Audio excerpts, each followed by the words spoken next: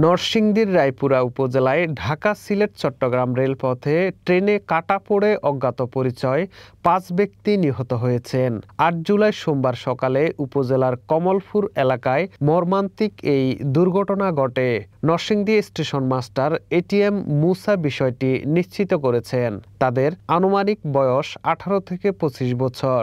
সোমবার নরসিংদী রায়পুরা উপজেলার পলাশতলী ইউনিয়নের কমলপুর এলাকায় এই দুর্ঘটনা ঘটে।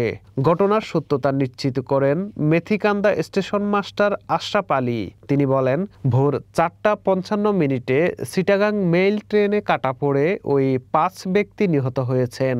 লাশ উদ্ধারে রায়পুরা থানা ও নরসিংদী রেলওয়ে পুলিশ কাজ করছে। এ ব্যাপারে সহকারী পুলিশ সুপার রায়পুরা সার্কেল আফসান আল আলম জানান, প্রাথমিকভাবে ধারণা করা হচ্ছে ওই ৫ ব্যক্তি ট্রেনে কাটা পড়েই মারা গেছেন। এখনো নির্দিষ্ট করে বলা যাচ্ছে না, তবে আমরা ধারণা করতেছি যে ভোরের দিকে কয়েকটি ট্রেন যায়, হয়তো ভোরের দিকে ট্রেনেও ঘুরতে পারে। নিহতদের পরিচয় শনাক্তের জন্য পিবিআইকে খবর দেয়া হয়েছে।